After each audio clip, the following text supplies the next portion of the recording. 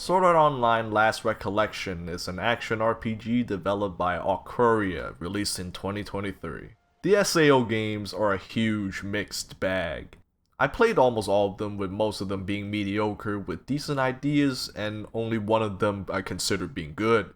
I love you, Fatal Bullet, bring it back! Out of all of the developers, Recollection is the only one in my opinion that managed to capture that MMORPG feel, with huge maps and skill trees. While I do like that feeling, the way Recollection handled the gameplay was not what I would call good, and their stories are poorly paced with the occasional gem here and there. In their previous SAO game, Alicization Lycoris, I really liked the main girl, Medina, and in Last Recollection, we have Dorothy. So if everything else fails, I at least hope that Dorothy has a nice story arc. This game sucks, dude! The graphics are a mixed bag.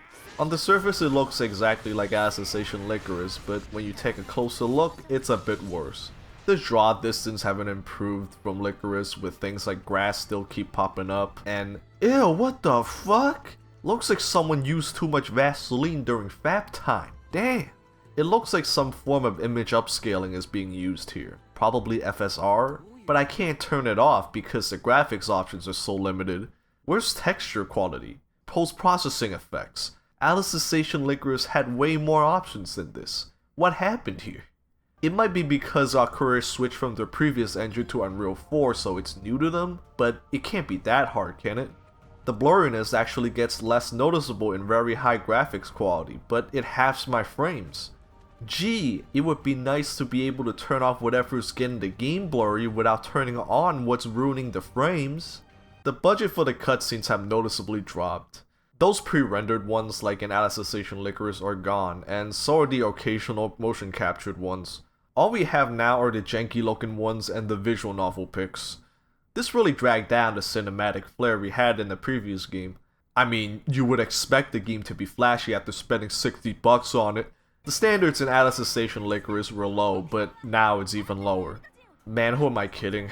These are low budget AA games priced as AAA ones because of the SAO license anyway. Overall, the game looks alright. It looks the same as the last game, but also a bit worse because of the limited graphics options. I wish the devs could patch these options in. The budget for the visuals have gone down significantly and you will notice it. But hey, the gameplay is all that matters, right? The gameplay consists of exploring, combat, and some light puzzle solving. The maps have shrunken in size and are more of hallways now. There are some big areas, but they're just hallways connected to longer hallways. There's not a lot of good loot you can find, and when you do find something, it's insignificant or it's for some other character. Hell, there aren't even good items available in the shops either. Every new weapon you get is such a minor upgrade that I think it might be possible to beat the game with the shit you start out with. Weapon upgrades have been taken out entirely. They're useless in the previous game, but man, remember back in Hollow Realization when you actually looked forward to how a weapon evolves as you upgraded? That was the shit, but this is just shit. There's still these statues you can get menial tasks to do for rewards, but I never touched that shit. I didn't need to anyway because the game's easy. There are puzzles that you gotta do to progress the story. Sometimes there are obstacles that you need to use these seals in order to pass. There are 5 seals in total, but the seal menu only lets you use 4 at a time for some reason. Is it because of the limited face buttons on the controller? Why not use a radio menu to fit all of them in like the Sacred Arts in Alicization Lycoris? Also, why can you only use the seals 3 times before recharging? What does this add to the game? It's just a hassle. Oh, and you have a grappling hook now. You can only use it on specific spots though, so it's not Batman level, but it's cool? The combat is even more brain dead than Alicization Lycoris. You used to need to time your skills to chain a combo, but now you can use skills by just repeatedly pressing the attack button. Clicking the attack button is pretty much the only thing you need to win the game. It's actually brain dead how much any of the other mechanics like dodging doesn't matter. You don't have to worry about health since your party members will tank the damage for you, and even if you do get damaged, regular enemies don't do much. You'll fuck them up before they fuck you up, so it's better to brute force the damage instead of dodging. There's a new countering mechanic that you can use when enemies or bosses do specific moves to interrupt and punish them. But again, the damage you take is so inconsequential that it's better to just keep spamming skills. Sometimes they don't even give you enough time to respond to the counter window, so who gives a shit. The bosses are shit too, since they're just regular enemies with health bars as long as my prolapsed anus. You need zero thought to kill these guys. The only fun boss I've encountered is Fake Vector. He actually moves around and do attacks that need dodging, so he feels actually engaging the fight. Too bad they keep reusing him so he felt old real quick. Chapter 9 is where shit hits the fan and left the room covered in feces. You have to go into these shrines to fix shit, and every one of them is just long boring hallways. There are a couple of shrines that were just dick twisting to get through, where you have to kill a bunch of enemies with 5 million plus health. My fingers were in pain from the clicking, no joke. I contemplated quitting the game at that point. Do I want to beat SAO Last Recollection or save my index finger? The answer was obvious, but I'm stupid, so here we are. I can't believe this is even a game. Alcoria dumbed it down so much to the point where the challenge and depth of its gameplay mechanics are next to non-existent. I know I criticized Hollow Realization for having too many mechanics, but they didn't have to get rid of that shit. The mechanics themselves weren't the problem, it was the way the devs executed them. Alcoria just needed to refine and balance them, and add some quality of life features to ease players in better. Exploration here is not fulfilling, and combat makes my brain numb. Not even the waifus can save this game. I don't know what happened. Maybe the challenge of switching to Unreal Engine 4 took the team longer than expected. Maybe it was COVID or rushed development. I don't know. But the result here is a monotonous, boring waste of time with barely any of the good shit the previous games had. It's an overall downgrade for Alcoria's SAO formula. I don't want to play this ever again. The story takes place after the events of Alicization Lycoris. Kirito and crew goes to the Dark Territory to make peace for the people and unite them with the humans. To take them there is Dorothy, a knight from the Dark Territory, and a girl named Sarai because circumstances. The crew is suspicious of Dorothy at first, but soon finds out that she's a nice girl, so they trust her. They go on to meet Kainan, a merchant from the Dark Territory, and also Dorothy's contact, and he leads everyone to Obsidia Castle Town to talk to the leaders. The leaders don't like talking, so they fight instead, and that kinda worked, except for this one mage bitch who literally dresses in hentai attire for some reason. She wants to cut Dorothy up because she has a high amount of magic in her or some shit. You win her over, but then the Dark Lord Vecta, aka the edgy soul eater guy military man, and also Winnie the Pooh shows up and kills the girls and also Kainan, and Hentai Woman betrays everyone. Vecta tears shit up, but the girls come back in goddess form, and literally everyone Kirito knows ever comes to help and pushed him back for a little bit, and Dorothy uses her high mana to fuck off the monsters and save the day, but she goes into a coma. Kirito finds the coma medicine and wakes Dorothy up, and then they go around the map to rebuild what Vecta destroyed. After they fix everything, Pooh kidnaps Sarai and Alice's sister, Selka, to get to Alice because that's their mission, and he tortures Sarai by tricking her into pulling her eye out, which is metal as fuck, but we don't see it, so who gives a shit. Selka heals her after anyway. Damn, the story is so boring that I call the most fucked up shit metal. The crew goes into Vecta's CP castle and save the kids.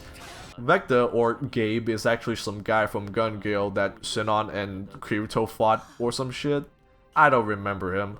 Pooh tries to trick Dorothy into thinking Kirito and friends are actually enemies, and for some reason she believes him, like the last 20 hours of gameplay is just a lie, but after a fight she comes back to her senses and fuck up Pooh. At the end, Gabe Newell turns into a big monster and the crew kill him and they all lived happily ever after. The end. Now that might sound boring, but that's because it is. The general plot here is nothing to be excited over. It's just we come for peace, we fight for peace. Oh no, Dark Lord is here. Beat Dark Lord, save kids, we get peace. What is there to say? We all know we didn't come here for that shit, we're here for the main girl. Dorothy, I think, is an okay main girl.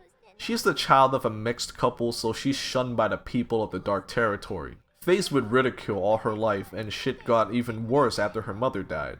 Racism, not getting invited to birthday parties, you name it. Which is weird because there are all these other races in the Dark Territory too, but they don't get as much shit as her. At least they didn't show it anyway. I guess they're just really scared of white people. A girl who's a part of a bloodline tainted by an outsider, and is treated as such all her life but still manages to fit in and make friends thanks to a certain harem protagonist? Who does that remind me? It's Medina. Dorothy is Medina. I mean, they're not exactly the same, but very similar. Dorothy is more positive and kind about things, while Medina is, I think, more realistic. Medina's obsession with redeeming her family's name, resulting in her using conscription brainwashing, is some of the sickest shit I've ever seen.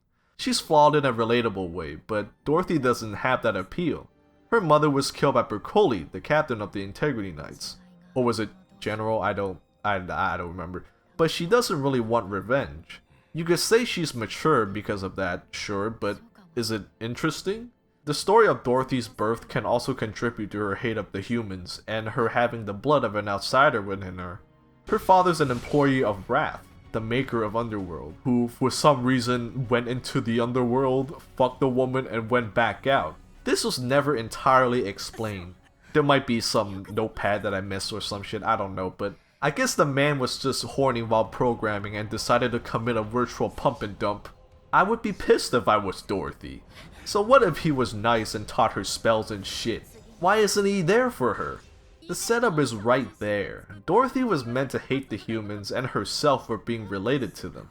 Throughout the game, she's supposed to learn the fact that not all humans are the same from Kirito and crew, which plays into the racism theme, and come to terms with her own identity of being half outsider and make peace with that, which plays into the unification plot between the humans and demons, while showing her internal struggles. I could see so vividly that this story was supposed to be so much darker and meaningful, but they went with the light-hearted route, which is just such a fucking shame. Dorothy could have been the best, but she's just mid. For DLC, we have Ritual of Bonds Volume 1 and 2, and they're just fucking bet scenes. Okay, so the crew finds this new dungeon under Obsidia Castle Town, and you can only bring one party member with you at a time, so you take turns going in there with your waifus and bro. The dungeon is the same for every character. First you gotta do this puzzle where you have to go into the right door, just use the one your partner says, and then it's a linear path of enemies with a boss at the end. Along the way, it's filled with meaningless, boring dialogue that no one gives a shit about, like, oh, is it that way? Let's go. Or, this looks like the boss area. You ready? Just get on with it. It's not just the DLC issue, it's the same with the main game. Like every 5 minutes you're interrupted with meaningless drivel. I just want to play the game.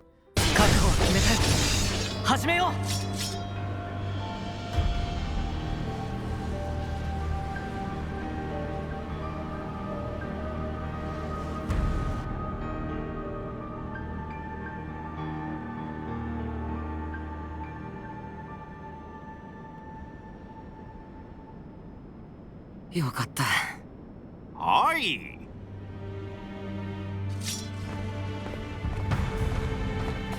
Anyway, you get to the end, get put into wedding attire, and get an egg to imbue with your memories in bed. I mean, these are alright, just characters reminiscing about the past and shit, but I'm not the target audience for this, so I'm moving on. You take the egg back, go through the dungeon again, or skip to the boss, but it's a more difficult version of it. I can't think of anyone insane enough to do that again, so just skip to the boss, it's not that much harder. At the end, you put the egg in the thing, swear an oath, and your girl gets a wedding dress that she could wear. You get your suit after going through the dungeon with every character for that volume. Oh, and guess who you fight at the end of the volume? Vector. Who else would you expect? They already made you fight him like 4 times in the main game, why not 2 more? This is awful. The story is non-existent, the writing is filler, gameplay is repetitive, and the payoff is shit. Why is this DLC? Aren't bet scenes supposed to be a part of the main game like every other SAO game before this? I'm not even a fan of those and I'm baffled. There is some cool loot to get like unique weapons for each character, but that's about it. The loot inside the chest and the seal doors would have been cool too if I didn't get potions like 90% of the time. There's no reason to replay this shit. There's no variety and the loot is a pickle going up my anus. What happened to having DLCs with big maps with varied areas and a decent story? It's like the people who made Hollow Realization don't even work at Arcoria anymore. It's either that or this whole game is just a quick cash grab that's rushed to the finish line. Sword Art Online Last Recollection is the worst SAO game I've played so far. The graphics are the same as the previous game, but a lot of the issues present there aren't fixed and are even a little worse. The gameplay is so dumbed down from an already dumbed down game that was Alice's Station Licorice, and it's just boring to play through. There are some new mechanics, but none of them feel like they matter when all you need to win is click the attack button like mad. At least there's no cash shop. The DLC is just bed scenes attached to a repetitive linear dungeon with filler dialogue that doesn't matter at all, and the payoff is not worth it. The general story is boring, though Dorothy was alright, but man, the amount of missed opportunity here is blue balling me. I don't know what else to say. This is poo poo out the ass. This is like fingering the tightest asshole in the world and breaking your finger in the process. Bro, Fractured Daydream can't come soon enough. Dims is all we got left. I gotta go lie down. Thanks for watching, like and subscribe. See you in the next video. Later.